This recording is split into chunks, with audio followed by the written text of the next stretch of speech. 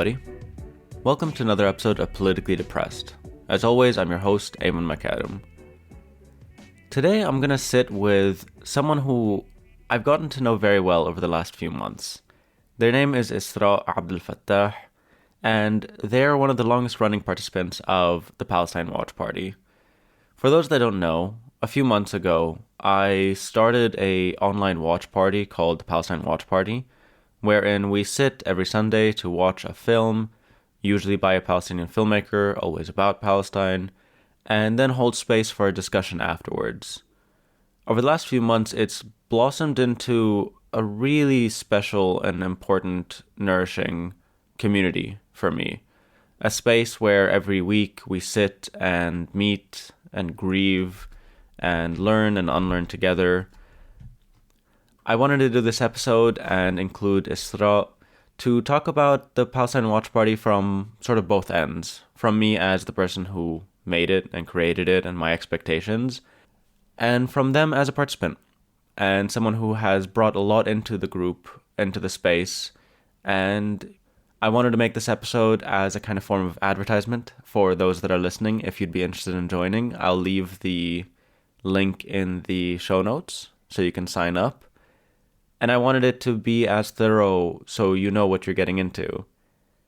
One thing that I've really valued about this space is that it just has very organically brought in really cool, empathetic, and awesome people. And yeah, I think a lot of you are listening. And I think a lot of people who have a lot to say and a lot to share and want to be in these spaces don't have these spaces. And a lot of the spaces are very exclusionary or very shitty in one way or another. And so, if you're interested, ahla wa sahla. And before I start the interview, I want to remind you all that this podcast, especially on Spotify, now has a subscription option. And with this subscription, you get access to the bonus content, which at the moment is just the sub-series Keep This Between Us, where I tell stories from my life, usually funny, usually absurd, sometimes political, but it's just a way of me doing more storytelling. That's not necessarily the thing I want to be doing fully publicly, like on the main feed. So yeah, if you're interested, if you want to hear more of my voice, if you're not sick of me yet, I think the subscription is only $3 a month, and I'm releasing an episode once a week. So it's a way for you to support this podcast and to get access to cooler, newer content. And of course, obviously, if you want to support this podcast, you can also become a member of the Patreon. And through the Patreon, you also get access to those same episodes. But yeah, anyway, all that to say, thank you so much for listening. And I hope you enjoy this episode.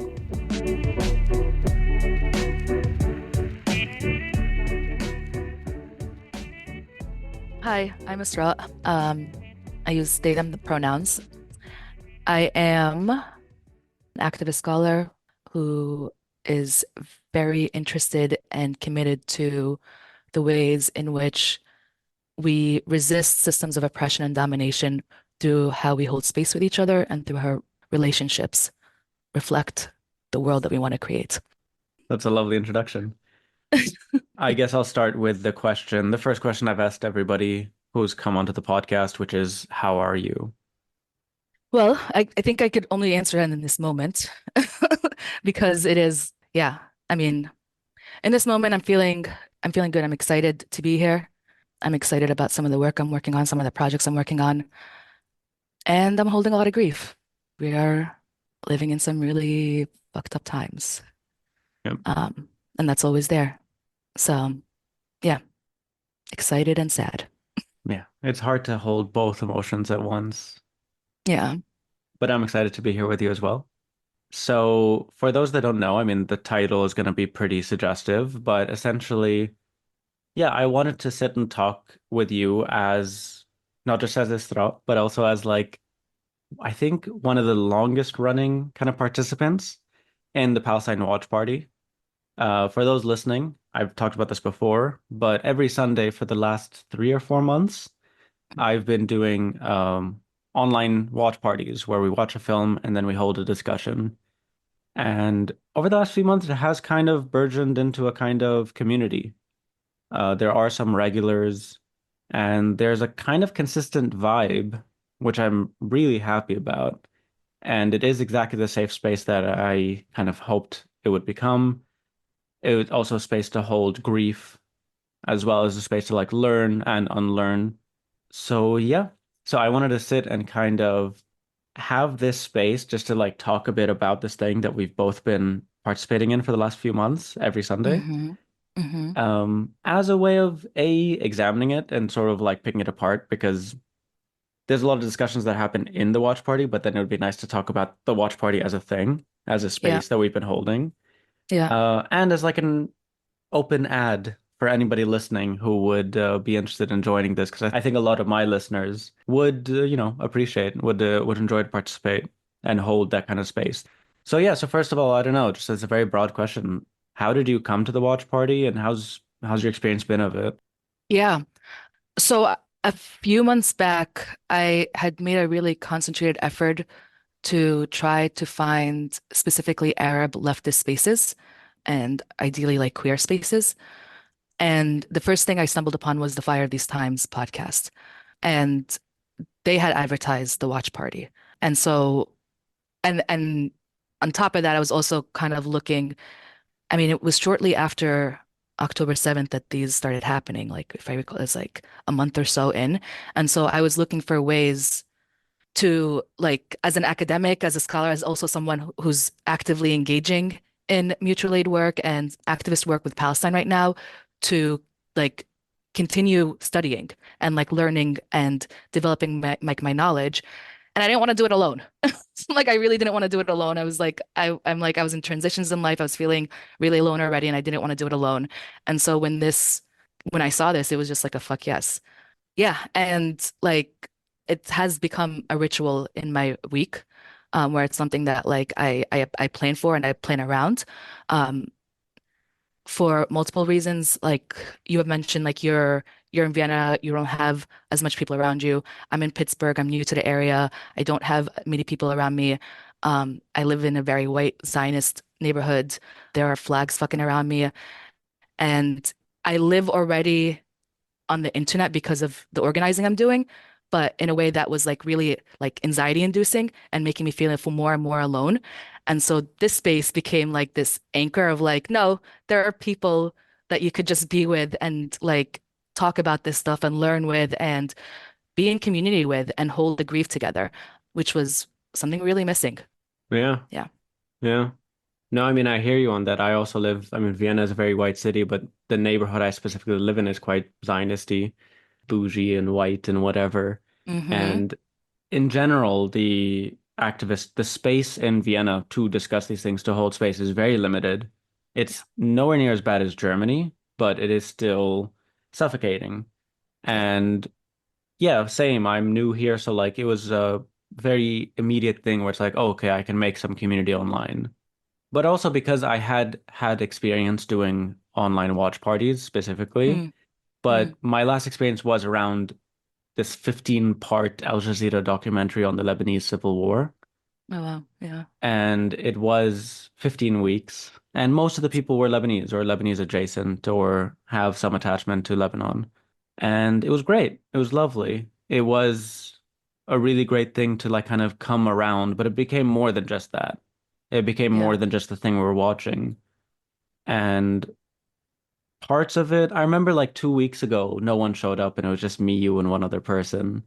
And so instead of That was watching awesome. the thing, yeah, it was great Mm-hmm. because a big part of it is just, I don't know, I just want to, I mean, talk politics, talk about what's happening, talk about stuff in our lives, but not have it grounded in this kind of work or this like fear of, yeah, I don't know, of what you might be thinking or what you're gonna throw at me Yeah. or what left turn or like, yeah, but you know, Hamas or yeah, Hezbollah, and Yeah. I can't. It's like triggering. Yeah.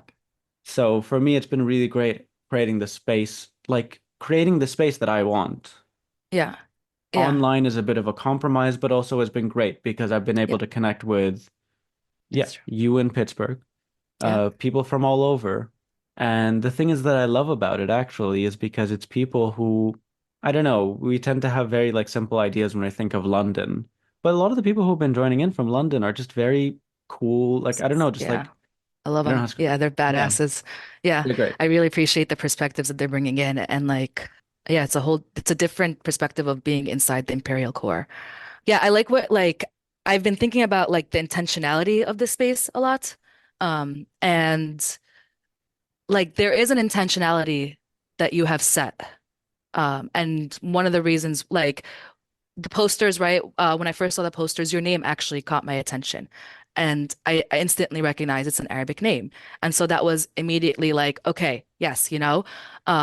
And to then see like the films that were being like we're centering Palestinian films, but like honestly, films and stories that aren't necessarily the go-to when you think of Palestine right now, right? Or like when people try in that like try to center these conversations.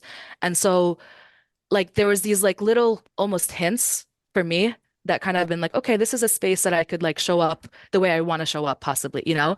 And then being in the space when like you coming in at like when you start with like we're centering those who are actively experiencing or have proximity to this and we're centering the grief, right? That was really important to me. We're not here to intellectualize, we're here to like make space for the horrors and hold this together. And so like that, like those like little things were really powerful. And then I think there is something about the way people are showing up, at least the regulars, um, and how we've been like engaging in conversation with each other in a way that's like we are coming from our lived experience. No one's like generally no one's making any like general terms. It's coming from I terms, like very like this is from my locale, this is my lived experience. And it is diverse. We have people all over the world right now, which is really and different, like really different experiences. And you see that because as our time has gone on, our conversation has expanded to now include like Sudan has become more of a common theme in our conversations now, right? Versus the beginning, which I think is like a sign of how we as a space are like holding all the nuances and developing to hold even more, you know? Yeah, like one thing that does come up oftentimes as well is South Asia. Yeah, It's yeah, because a lot of people from the diaspora that join with us, but also because of its similarities or proximities to literal British imperialism and the yeah, partitioning and the continuous whatever. yeah, And I really appreciate that because my analysis, like, Palestine and Zionism do not exist in a vacuum. And I yeah, think in a lot of conversations, in a lot of spaces, it's the center and the only thing. And I yeah, think that's not, I don't know, conducive to sort of yeah, forming new solidarities or the yeah, like. yeah, yeah, yeah, And also, yeah, because I the word diversity has always annoyed me because it's always been like again, like diverse people all talking about the yeah, same thing, say the line. yeah, yeah, And that's why I really like the space because there is a lot of different proximities to it. There are different people positionalities. And again, whenever I'd heard about diversity, it's always like, okay, we Arabs plus some white people. yeah, yeah, yeah, yeah, And it's like, no, because then it's also very heteronormative, or then it's yeah, also like diverse, but not really. yeah, And so that's definitely something that I've really appreciated in the space. And also, it is genuinely super, like, I'm gonna say it, counter-hegemonic to use a it kind is. of, yeah. And I love it. I'm very happy not just sharing space with non-men, non-white people. My God, like that. It. Have you felt that?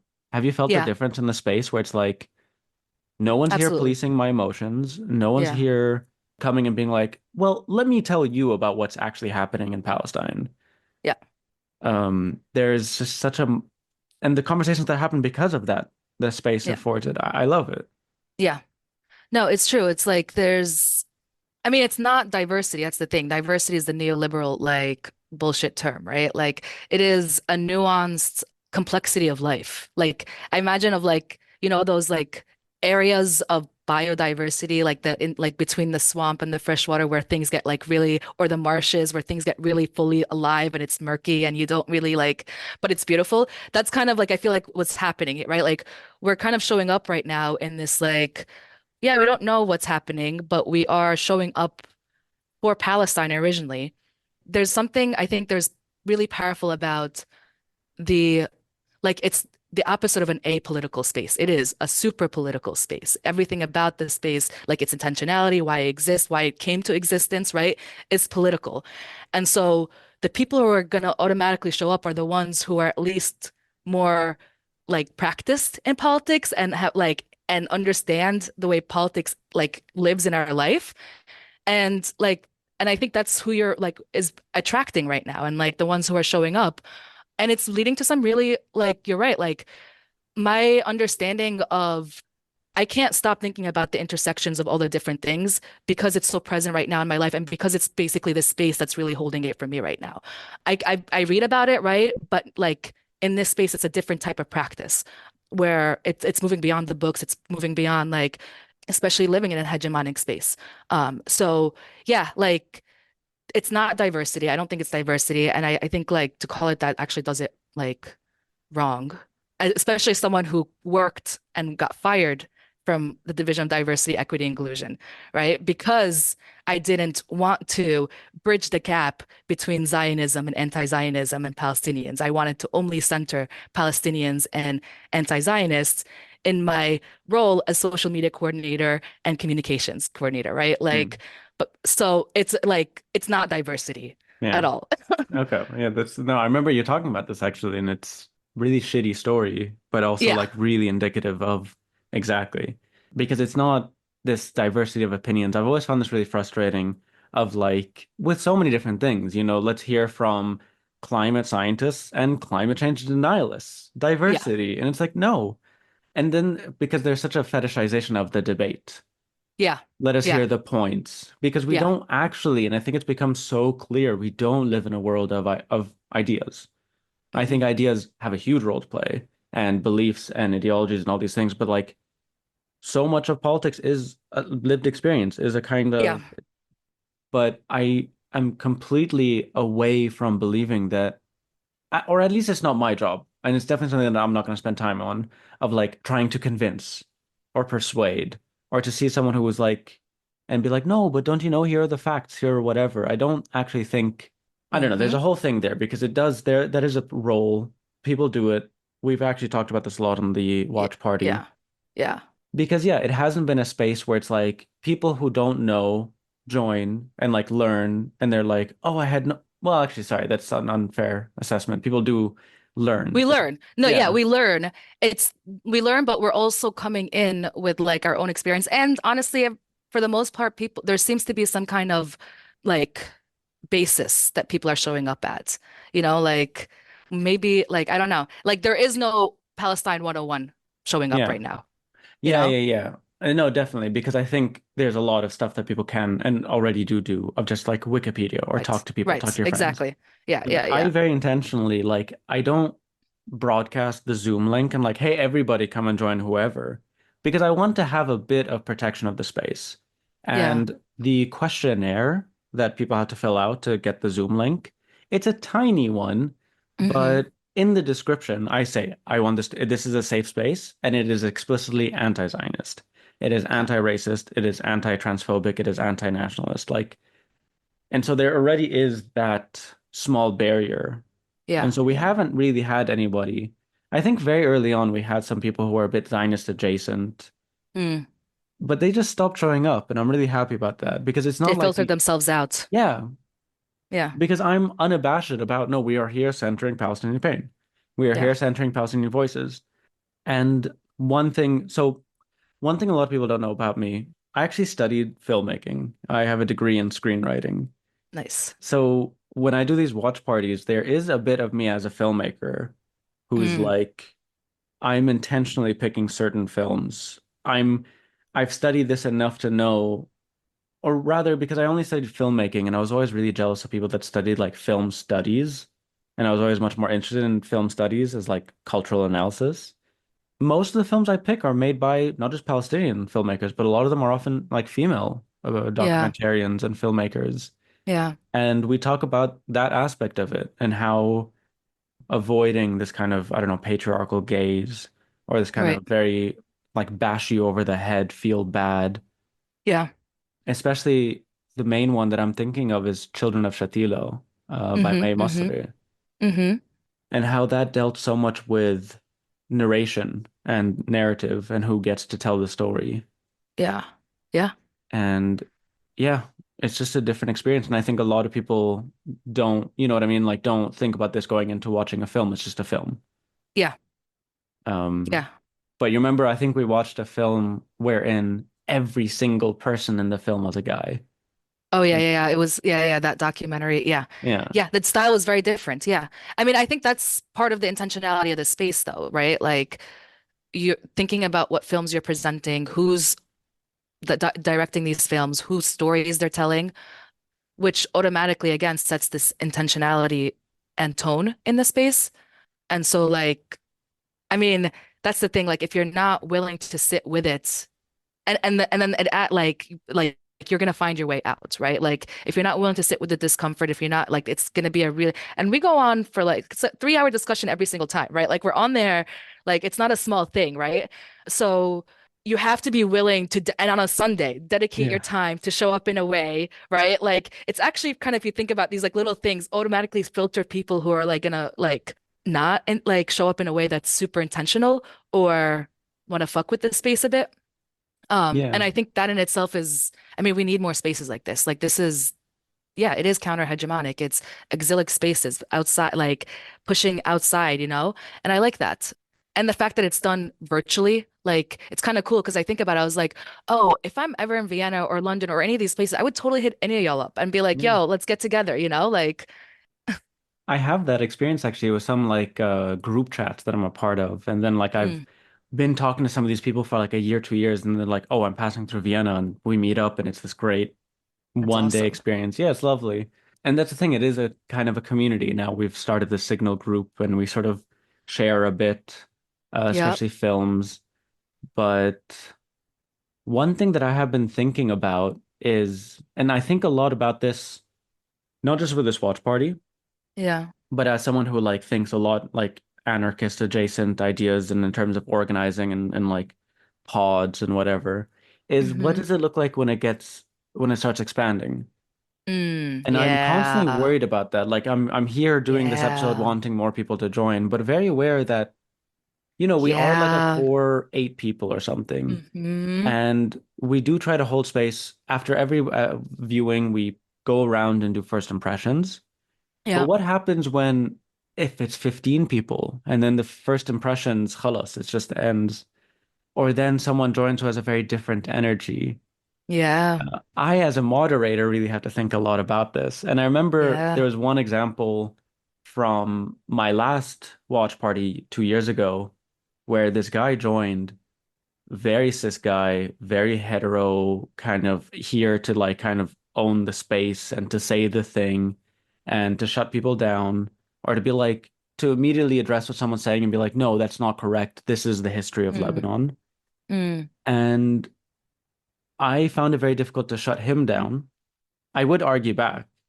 There is one great example, actually, that there is a group of intersectional feminists in Lebanon, especially during the revolution, who are so powerful and their chants were incredible. Their interventions were incredible. My favorite example is the chant that like kicked off the revolution in Lebanon is this Hela Hela Ho, Jibran Basil Kis Immo, Yeah. which was great, which rhymed, which had this Yeah. kind of like great, we're swearing at the horrible, shitty, fucked up guys. Hmm. It came from a football chant, but obviously with the use of kisimmak, for those that don't know, this is a deeply misogynistic insult, and it uses the body of the feminine, the female Yep. body, your Yep. mother's vagina. Yep. And so it was around, I think, the third or fourth day of the protests that I first heard these intersectional feminists who had the best chance otherwise, but transformed it into Eirib Gibran u Blammo. Like Yeah. instead of Kisem, like using the feminine, like my dick on him or whatever. Yeah. Yeah. Yeah. Yeah. It was amazing because for me, it was this negotiation of the space where it's like, we want to share with you. We don't want to police these like young men, these young boys sometimes who Yeah. are like Muslimin, they're Yeah. fucked up by Yeah. these whatever. And so Right. who are we to come and be like, no, don't swear and only protest this way? But at Yep, the yep, same yep. time, like, be mindful. Protest, use words that don't harm us, 50% of the people who are here. Right. And so here's a gift. Here's a new chant. Same thing, hela hela ho, you know?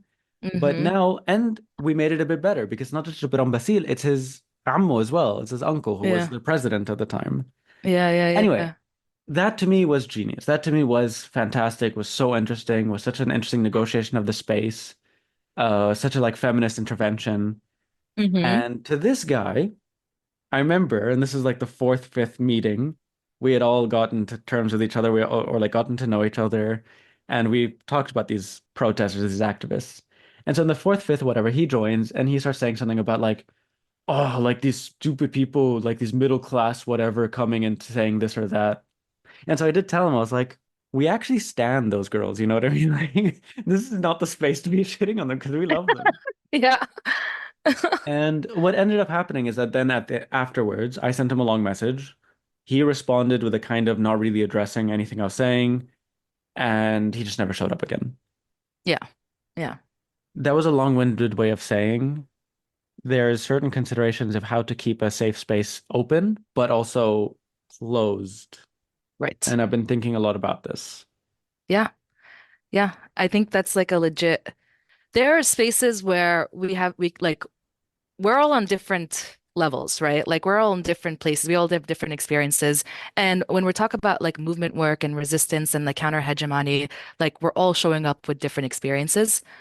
And right, being able like you're in that story, I'm hearing like meeting someone where they're at, right? Talking their language, like, but also giving space to develop and grow and inviting them to join and like critique, right? And so like yeah, like how do you and also I believe that we need spaces. We need to protect these spaces because we need spaces where like those of us who are committed at a level of like this is what my life is could come together with guards down a little bit more to be able to like talk about things, right? And I that's kind of what this place is trying to offer. And it's at some levels, right? And like, yes, please come join us wherever you're at, and we'll meet you where you're at, but also be willing to do the work of meeting us where we're at and willing to like grapple with us of what it means to create this space together. Um, like I would definitely not want a large space where most people are just silent. Mm, Um, right? Like even if they're like learning, I would rather them figure out how to bring in their experience wherever it is than to just sit there and observe and be silent the entire time. That's just like a very, I'm here, but I'm not here. And it create like, distance in a space where we're already spanning physical distance.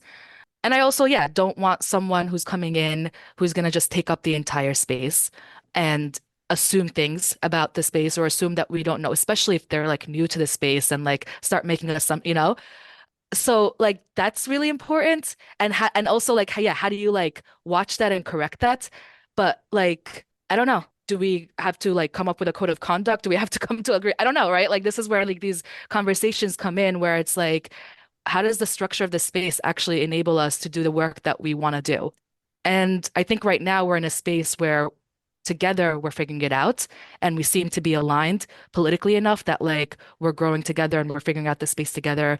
Like I've definitely noticed more different type of conversation and more engagement levels as time has gone, right? Like between especially the people who keep showing up, right? It used to be a lot very, very focused on the movie. Now we watch the movie and we talk about it, and we're bringing in all these also like external experiences, our lived experience, and how it relates to what we're seeing, and then how it relates to the bigger picture, and like just so many levels going in and out. And that's fucking awesome. Like it's so rare to like yeah, get yeah. that depth. It's so nice. And like you, I am protective of that. But it would be badass to have like like a big ass global community around this. So yeah, I'm holding both with you too. Yeah, yeah, it's difficult. No, it's something I've been thinking a lot about. I think this episode's going to be like my last announcement of the thing. And otherwise, Yeah. it's going to be the Signal group. It's going to be whoever shows up. It's going to be word of mouth. And so, Yeah. like, because it's also, there's so many people who bring their friends or someone who they know would benefit from this. Mm-hmm. And that's been a great way of like sort of reaching other people. Mm-hmm. Um, Mm-hmm. because yeah, it is like not the only thing any of us in the group are doing. Yep. And I think Yep. that's really important, where it's like this is something that we do once a Sunday. Yep. It's a constant sort of running thing. I mean, for me as the organizer, like I also put time and thought into like what's the next movies and whatever. Which I'm so Um, thankful for you for doing that. That like allows me to just show up and enjoy and really have fun with this. So thank you for holding and doing no, that it's work. my pleasure. Again, because I have some knowledge in this. Like the film we're gonna watch this week is honestly a fucking banger. It's Yeah. Sahab Shara is honestly a legend. Yeah. Yeah, she Saturday is. is Liberation Day. Yeah. Saturday is May 25th, which marks Yes. the 2000 Liberation Day of the South. Mm-hmm. Mm-hmm. And yeah, it's just an incredible film. Also female director, Randa Sabah. Anyway, and just it's an incredible story, but it's Yes. also really rare. So like me then searching and then also knowing where I could look, Mm-hmm. Solidarity Cinema really pulled through. And so yeah, parts of it have been like I want to share this film with people, Yeah. but parts of it are also like there's a film that I've been wanting to watch, but I can't be bothered, so let's watch it together Yeah. because and so that's been Yes. sort of pushing me to watch more stuff. But yeah, again, so like I think a really important thing is that this isn't the only thing. And that's something I keep trying to hold on to in the space we're talking about, where it's like this isn't the thing we do, and then we stop and we're like, I did my part for Palestine, or I Yeah. did my No, no, social no. mission. Yeah. No, yeah, that's not it. This is not it at all. This is, if No, anything, no, a place where people come to decompress about what they're exactly. doing. Yeah. Yeah. Decompress and to kind of watch some stuff. Yeah. It's why I tend to avoid these more history ones where it's like really banging on about, Yeah. I don't know, Yeah. Yeah. I've Theodore actually Herzl. really appreciated that, like that we're not getting a history lesson of the genocide and the Nakba and all that, but we are still getting the history through storytelling and these really like human, vulnerable ways of connecting. Especially right now when it feels like there's so much loss of life, it taps into like life in a different way. And I really appreciate that. Like, I don't want to deal with the history lessons and depersonalization of history lessons. Yeah, and I mean, some of that, like, I provide. I mean, I try to do this, but I don't want to. I always tend to talk a bit too much. I Yeah. realized lately in the last like few months, I've been slowing down because the conversations Yeah. have just been so much more organic. Yeah. But definitely in the first couple of months, like, it would be like, let's watch this thing. Okay, here's my little lecture about the thing. Yeah. Because I have studied some of these things as a Lebanese, as someone who's like very interested in like the history, very interested in whatever, who's done my own research. But again, like we're saying, and like we've been seeing, like the intellectual battle is one thing, but it is definitely not the only battle. Yeah. And there is so much capture of the debate that Yeah. we completely lose sight of we as humans experiencing this, witnessing this, and also as agents that Yeah. can do stuff that also that do Yeah. do stuff. But then Yeah. I don't know. Yeah. I mean, so for me, actually, another impact on me this podcast has had, which is kind of unexpected and yeah, totally unexpected, is like the beauty of social media is like, and like with the all the tools that are out there now to make fancy flyers and anything like that, like you see something and you like automatically assume like expertness and like grandness, right? And all this stuff. Not that I'm not saying you're not, right? But like, I for me personally, it becomes like, oh, I'm not like, look at this person do this thing. They're up there, they're out there. I can't do that same thing, right? But then I show up to the space, and one, you're fucking humble as fuck and really cool and chill and like easy to talk to. And then the people are showing up. And also the fact that it's small and that you're still doing it, right? For me is like actually really impactful.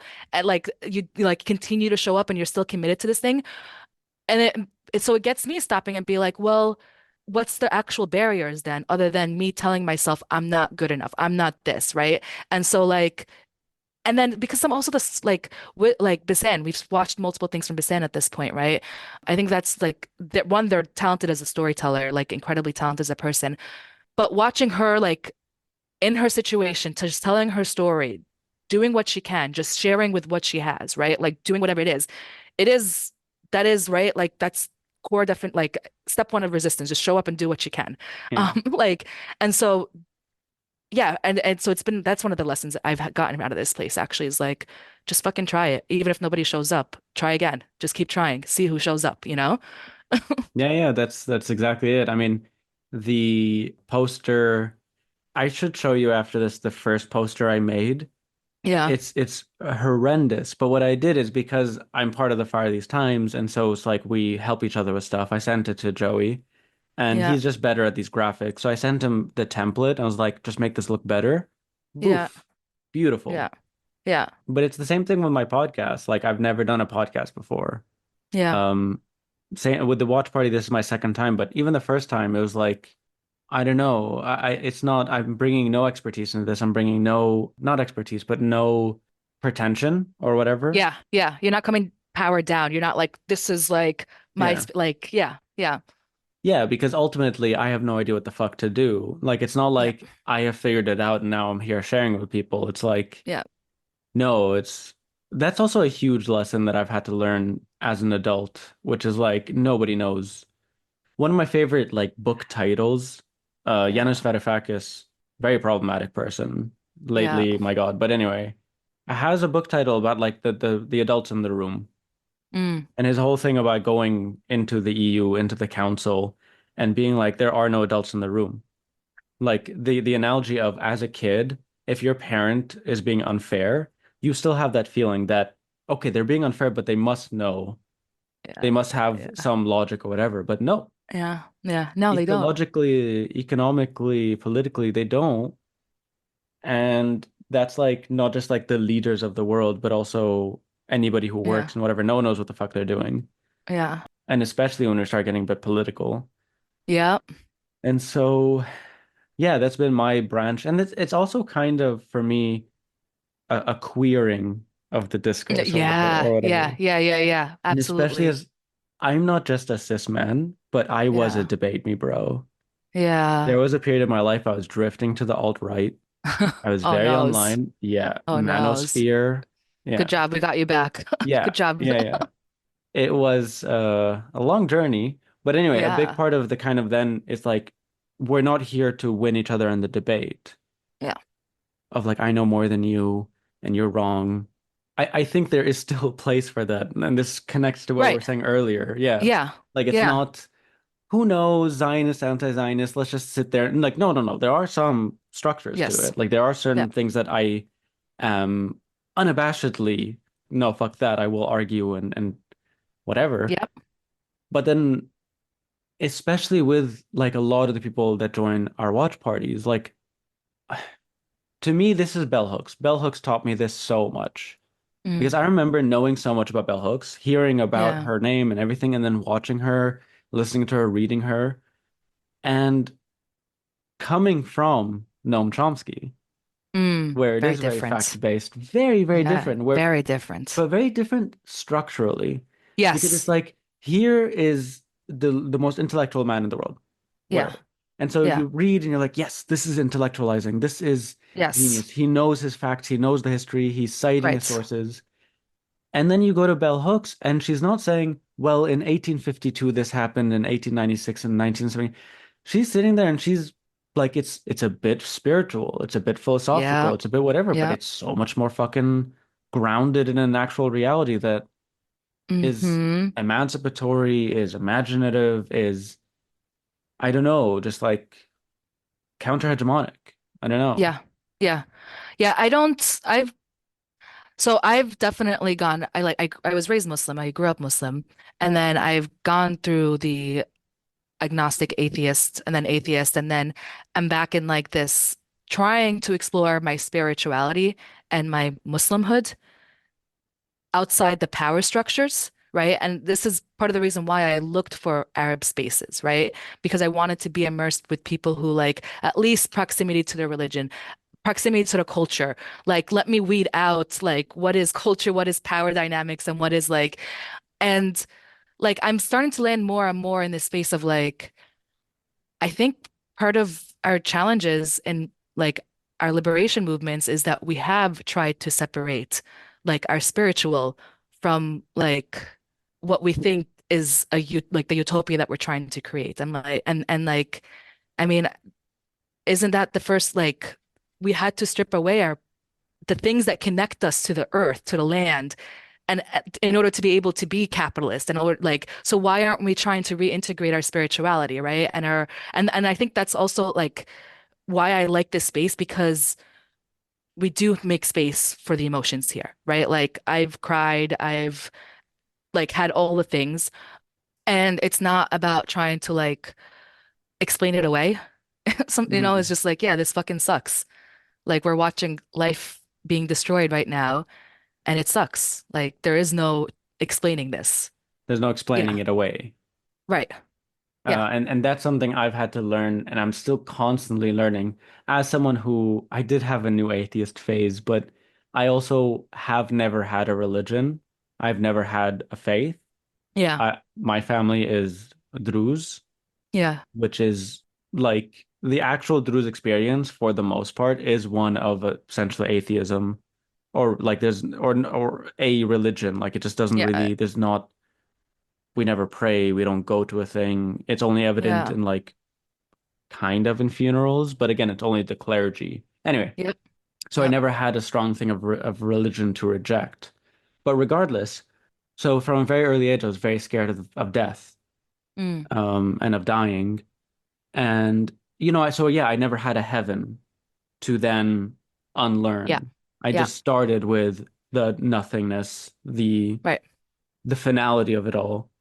And my big struggle for the longest time, and still is like my fear of death, and Mm-hmm. then the confrontation with the reality that there is no intellectualizing death, and There's there's no no text. Yeah. intellectualizing it away. I am afraid Yeah. of it, and there's no.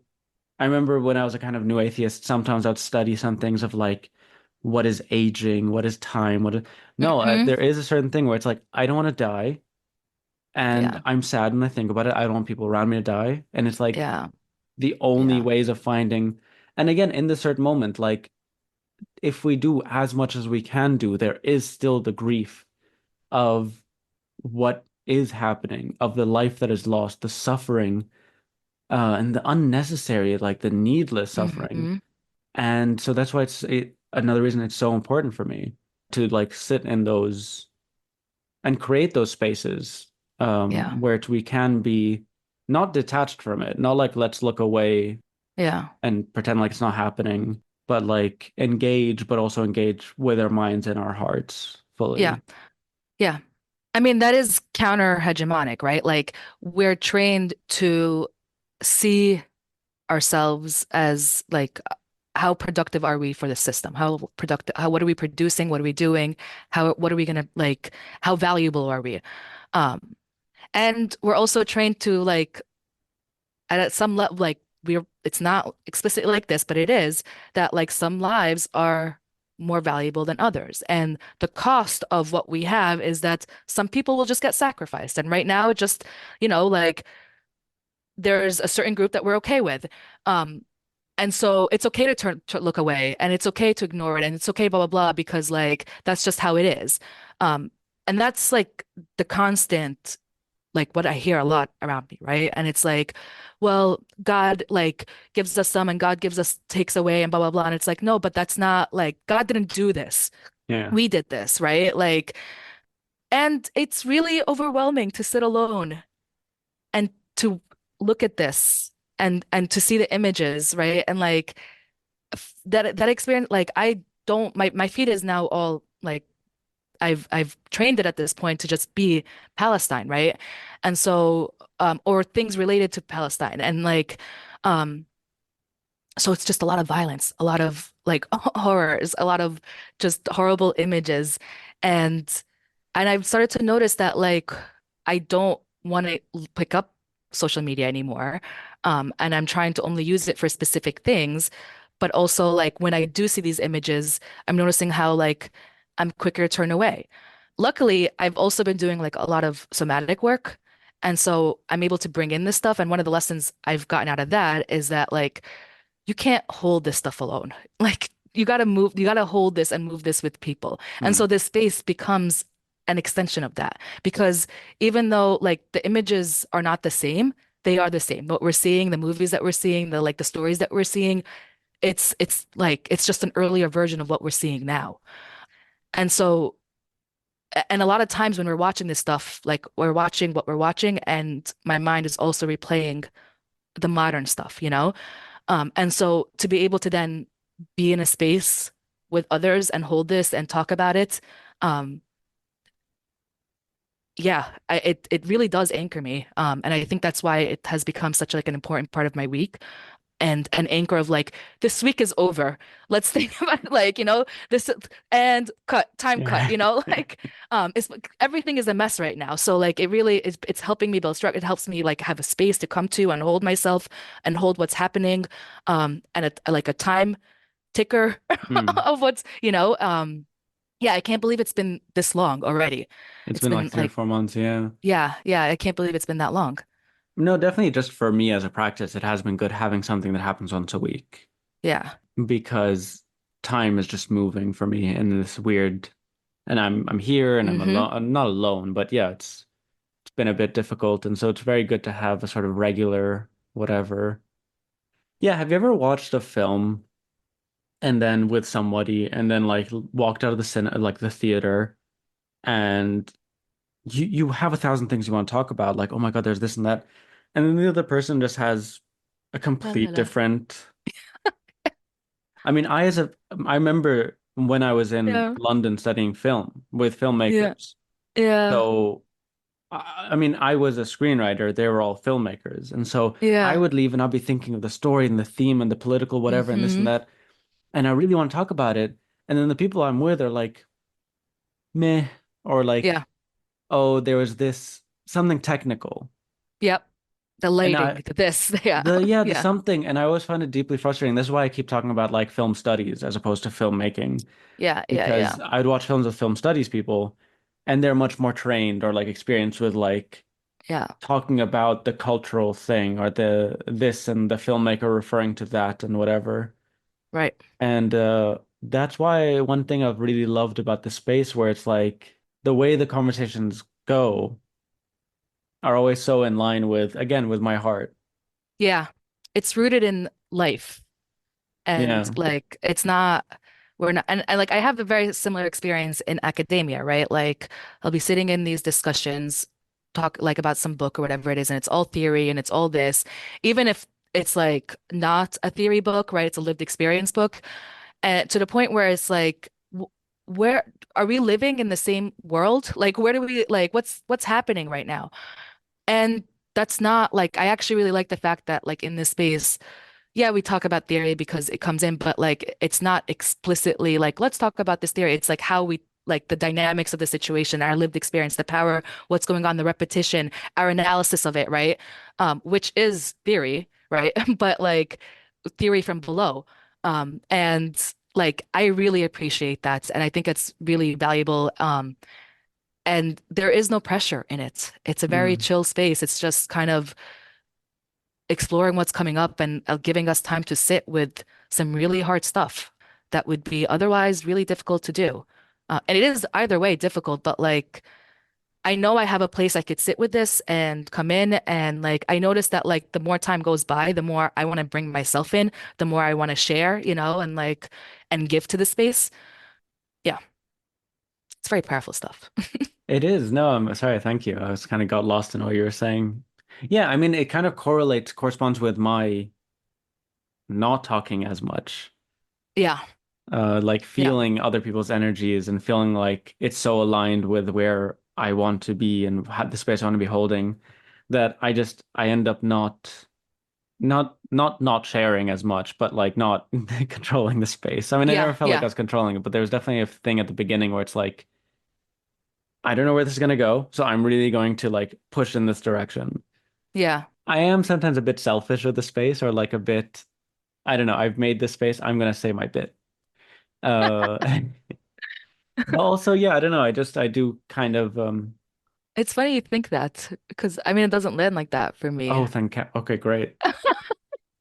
I don't know, it's just always the situation where it's like I talk and then someone talks and then I have to say something about like I, something they I've said. watched you experience. I think it's really interesting because I have noticed you experiment with that. And I think it's really interesting because I'm like, oh, Ayman's trying to figure out like where his control is of the spaces and where is like at what point does he let go? Is this Yeah. like what is his responsibility here?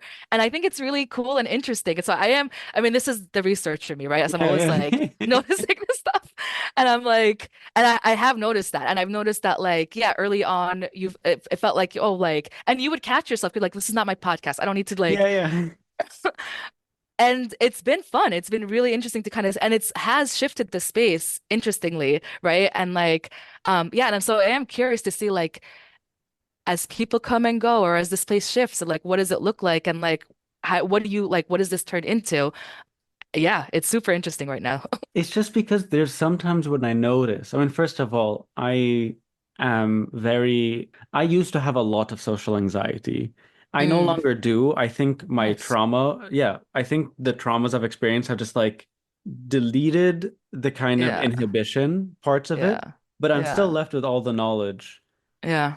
of Of having what had can be. social, yeah, of having Yeah. social anxiety and like being very like a good reader of a room and Yep, like yep. knowing how to keep talking, but also to be interesting Mm-hmm. and how to Mm-hmm. talk a lot without it seeming like I'm taking over. Yep, yep, yep, yep, Um, yep. and so, yeah, I'm like very good at filling spaces. You know, someone says something, there's a gap, and I kind of fill in the whatever. But what I've Mm-hmm. noticed, and sometimes there are some people who join, even some of the regulars, and or before they were regulars, who are a bit inhibited. Yeah, And yeah, had I not, or like, and so I found myself sometimes just like, okay, how about this? Don't say anything. And then yeah, someone raises their hand, and I'm like, oh, good. yeah, Because again, that's why I keep trying to do this thing where it's like, I don't want to jump too into it. Like, yeah. I because think if it about the is, same thing. Yeah, yeah, yeah, because if it yeah, is two guys coming in and like, no, but you said this, and we're going to talk about data Herzl, and is there a different forms of design?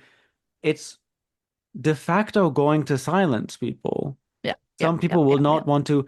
And one of my favorite things is that some people would join and then be like, I don't want to talk because I'm not as smart as y'all. And we're like, no, shut up. No, not shut up. Yeah, Talk, talk. yeah, No, the yeah, yeah, opposite. yeah, yeah, And then what happens, and again, this is the final thing, is that then they say this incredible, yeah, amazing intervention. And it's like, yeah, I'm so glad I didn't say anything. I didn't fill that space yeah, because it then allowed this other person to share their thing where like, that's fantastic. Thank you so much. yeah, yeah. I think what, as you're talking, I realized I was like, it's an experiment with silence.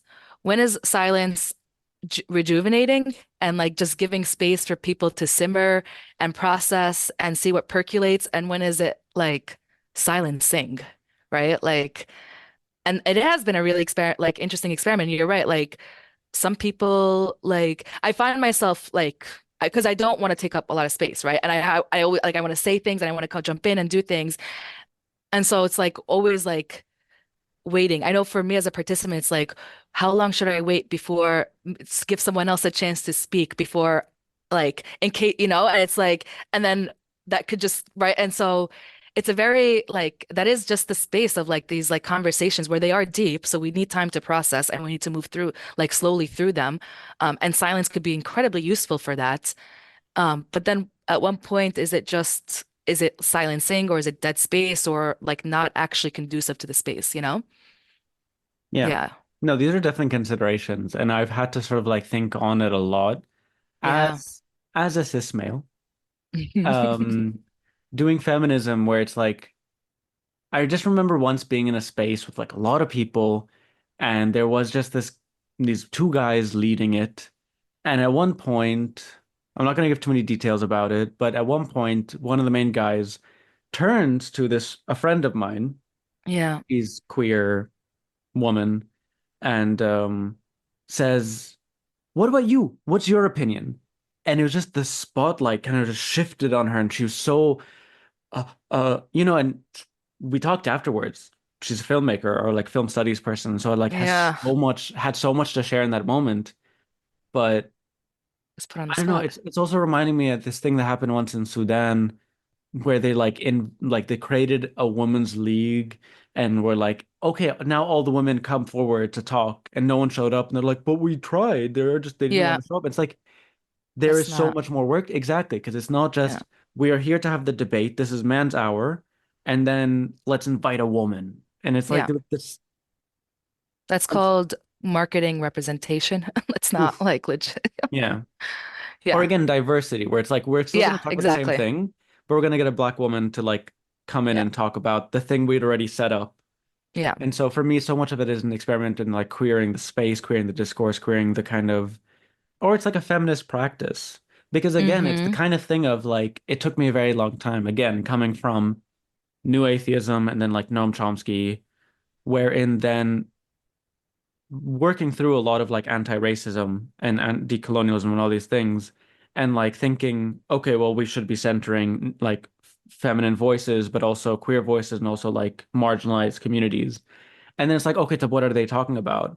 And Yeah. then Yeah. yeah, I would go and watch Toni Morrison talk or Bell Hooks, and it's like they're not talking about. It's not like them talking about the Pentagon Papers, Yeah. but just a black woman talking Yeah. about it. It's like no, the where the interests are different because the experience is different because the priorities are different. And again, this Yeah. is I talk a lot about this in terms of sci-fi.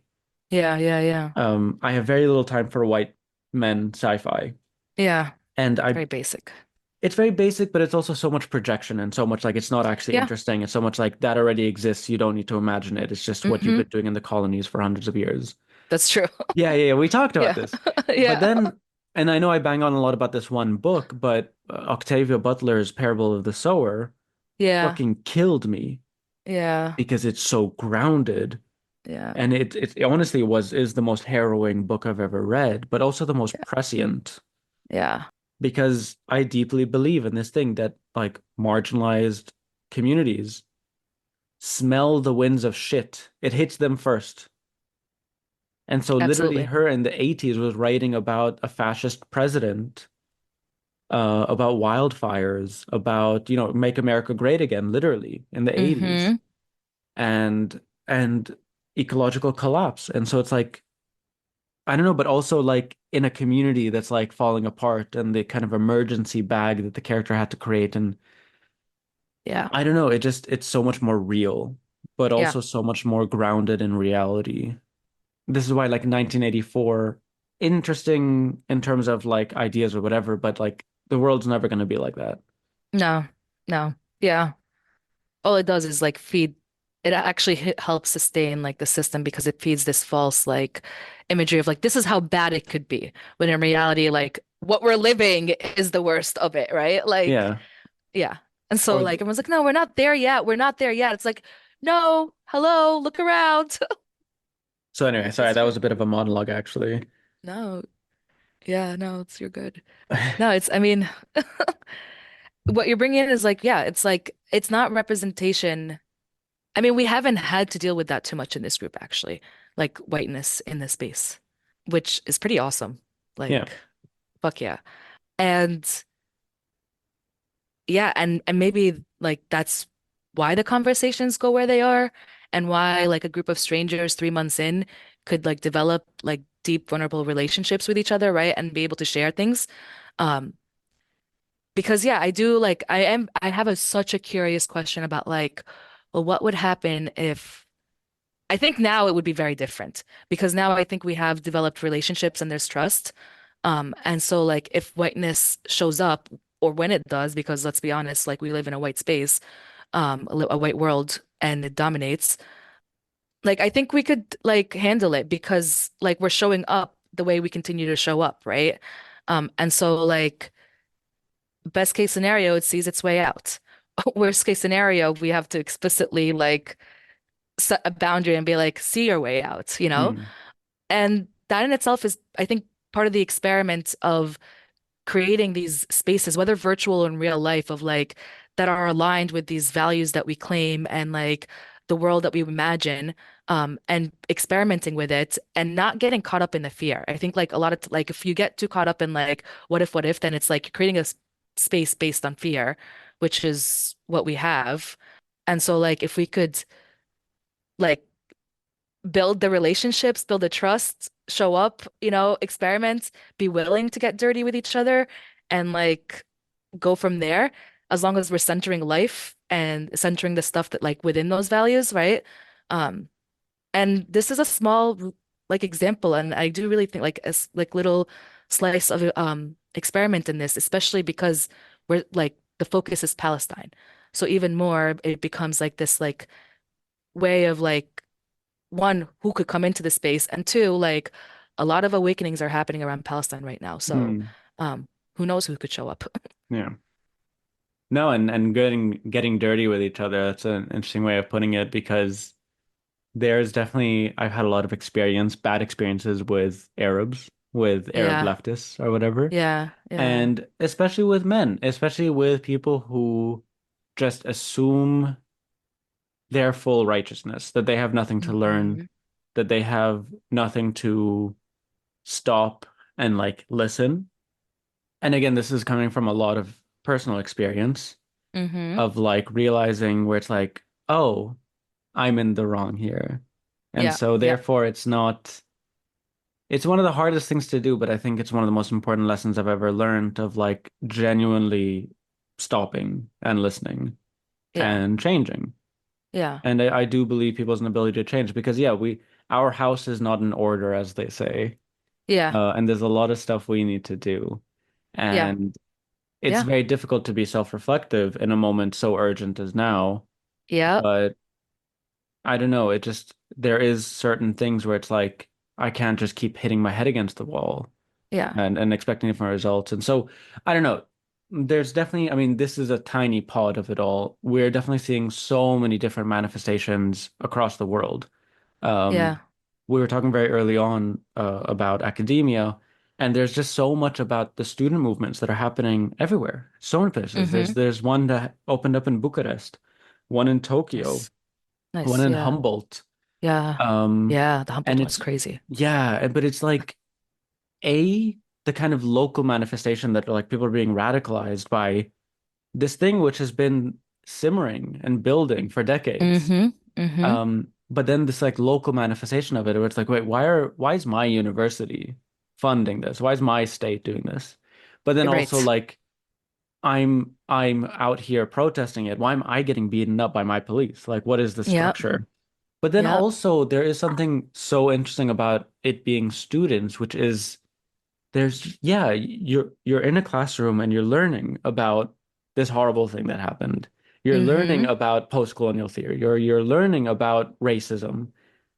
And it's very much like, yeah, learn about this, write a few essays, get a tenure. No, it's like Yeah. and also the rebellion of Yeah. youth in an era of collapse where it's like these kids have nothing in the future is gone. It's like because it's hard to hold all these things together. And this is something we try to do all the time in the watch parties, which is like the genocide in Gaza right now is emblematic of just so many collapses.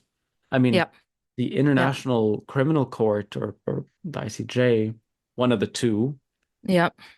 the highest court in the land, Yep. is doing this thing. And what is the response of these Western leaders to be sanctioning them? And it's like, this is a Yep. collapse of just the very understanding of what keeps the world together.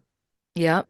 But also, yeah, like the world is falling apart ecologically. Yeah. And what is the priorities of the quote unquote adults in the room to be Right. fully funding a genocide? Right. Right. I mean, it becomes really stark and obvious, right? Like if you just look at the facts, you start to like see like they're, I mean, they clearly have their priorities in one way versus what the rest of us like, or I mean, yeah, the rest of us wants. And what does that actually mean? And like, I mean, this like you're right. Like the student movements, I'm really curious to see how they develop. And I think it's really interesting that they started at the end of the semester to then be going into like summer and what happens in the fall. Like you brought up Humboldt, and I think Humboldt especially is a really interesting case because so a friend of mine, a good friend and comrade, did their master's there, and Humboldt is like based in the middle of indigenous community, like and very poor community, very like it's not like, and so they were one of the first encampments that just straight up went militant, right? Like they didn't Wait, spend time like Humboldt sorry, CA. Oh no, I'm talking about Humboldt in Germany, in Berlin. Oh, no. Okay. I'm Oh, talking about so Humboldt, confused. CA. Yeah, No, no, no. because Humboldt, like CA. Marx went to Humboldt, you know what I mean? Like Oh, it's yeah. No, okay. yeah, No, yeah, no. okay, go Different. on. Yeah. Yeah, Yeah. yeah. So Humboldt, CA is like part of the California university system. And it's Polytech, sorry, Humboldt.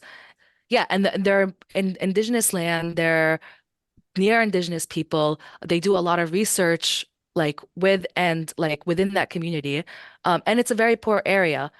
And they were one of the first encampments that like immediately like was about taking up arms within the buildings, like and going fully like barricading in the the memes that you saw with the bonking of the police with the that was them, right? Like, and I think that's like a statement of class differences, Mm, right? Like they know what's on the line. yeah. They've been experiencing it, right? Like it took Columbia and NYU and all these other like more prestige, like well-off communities, while they have the time and resources to be able to take hold an encampment down for like a month plus, right? Like they still were trying to work with the system until the system showed their true colors to them, right? And then they said, "Oh, okay, maybe we should change tactics." So I'm really curious to see like how this develops over like the next few months and like because like I think solidarity is like the key here. And like we've seen it in our in the watch party, right? Like, yeah, we center Palestinian films, and yet our conversation consistently now brings in all these other experiences and struggles, and like looping in like how things like are connected. And if I mean, I really hope that that's a small reflection of what's happening at a bigger collective scale, because if that's what's happening, then like there's hope yet, you know? Yeah. Yeah, yeah.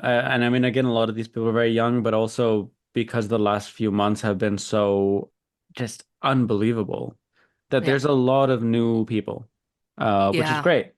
But Yeah. also there's a lot of, ugh, We gotta show up. That's where we have to show up and like, yeah, like like, we've been here. Like like it's this kind of thing of I've been seeing people posting news channels yeah, that to me are yeah, just atrocious. That's just like how, but yeah, a lot of people just don't know. And it's also just like, I live here. In many ways, I almost feel like an elder. I've definitely talked about yeah, this, yeah, yeah. where it's like, I've been here for so long. What do you mean you're posting Al Mayadeen? Anyway, No, I think you're right. We get like lost.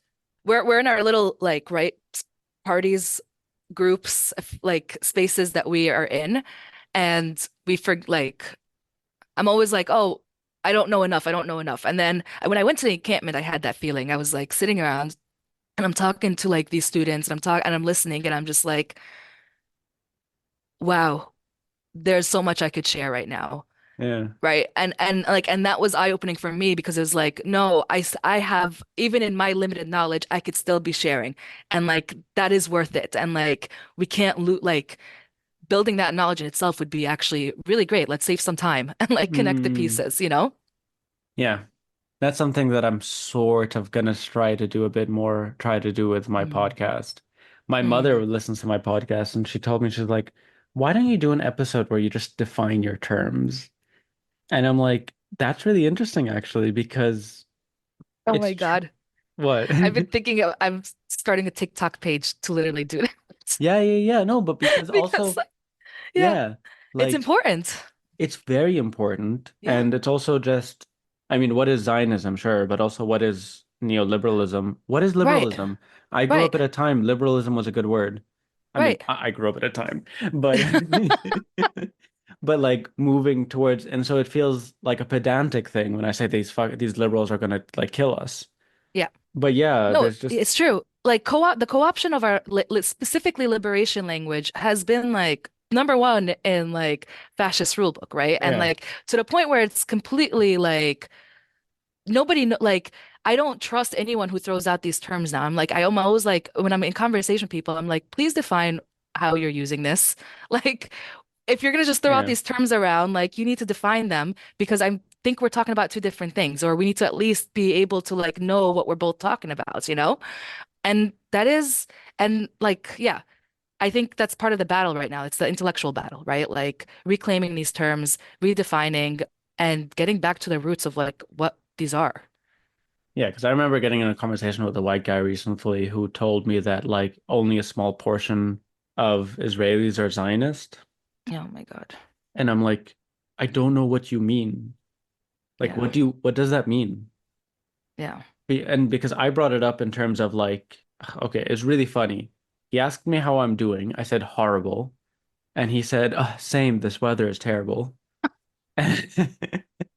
And then he saw my podcast mic and he was like, "Oh, are you doing podcasts?" I was like, "Yeah, yeah." He's like, "What do you do your podcast on?" I was like, "Mostly Palestine these days." So he's like, "What's your opinion? What's your take?" Oh my God. Yeah, yeah, yeah. It was Go listen to my podcast. yeah, you go like and subscribe. Yeah. Um, no, and so then I jumped right into it. I was like, okay, and I was like, well, I don't know, like Zionism is such a violent structure that like in its moments of collapse, it is going to be incredibly violent. Like no one thinks that we're going to overthrow the state Yeah. anywhere, like Yeah. without a violent backlash. Like Yeah. fascism is what they do anywhere when they Yep. feel threatened, what the bourgeoisie do. But this is just generally. And when I said this, he said, well, only some of them are Zionist. And I'm like, uh, What? what, what does that mean?